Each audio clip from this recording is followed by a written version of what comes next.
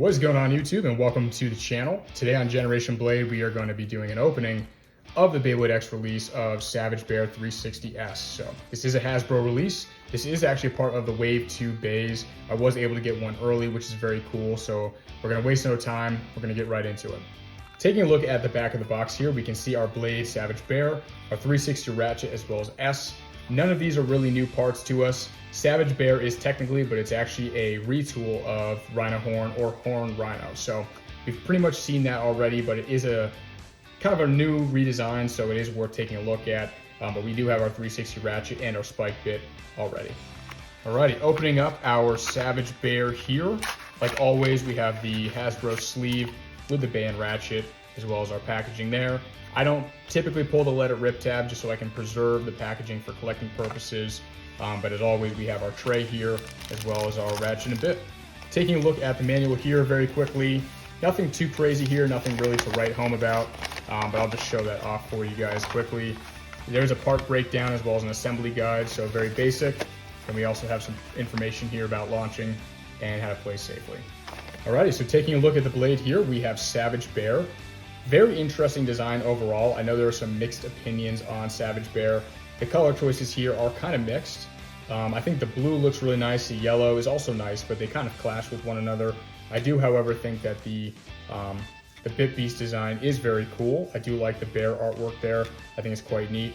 I will do a comparison here as well to our Rhino Horn. Very similar in design, and we'll do another comparison at the end. But as you can see, those attack rings for those blades are very similar. Taking a look at the ratchet here, once again, we have our 360. Always nice to have more 360s. This is one of the best ratchets in the game at the moment. I think the color choices here are pretty sweet as well. This is sort of a reddish orange color with the yellow. Although they don't really match super well together, I do kind of like the colors regardless. The orange especially I think looks really nice. So it's cool to have that in a new colorway for our 360 ratchet. Alrighty, and taking a look at our bit here, we have Spike in this sort of yellow, vibrant yellow color. Not a great bit overall. Once again, I tend to stay away from this one when it comes to competitive builds. Beyblades tend to be a little bit unstable, a little bit likely to top over, I'll just say, on Spike bits. So I typically stay away from this one. We have had this release a few times already, so I guess it's nice to have in the yellow color, but it's not going to serve much purpose as far as competitive goes. And then doing an assembly here as well, we'll take our blade and our ratchet and assemble just like so. And then last but not least, we will take our bit. And there you go, there you have it. There is Savage Bear.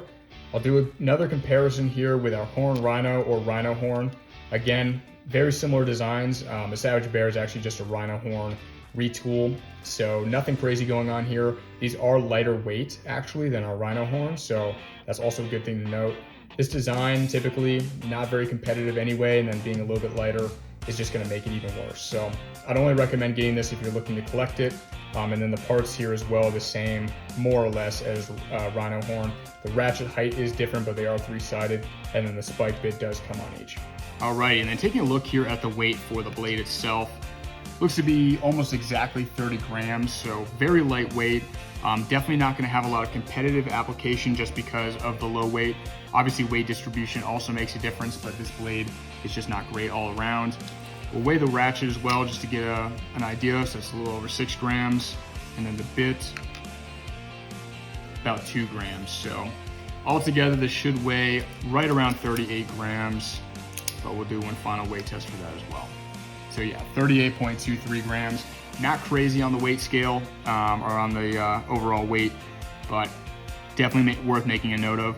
Again, I don't think this is going to have a lot of competitive use, but it is kind of cool just to have in the collection.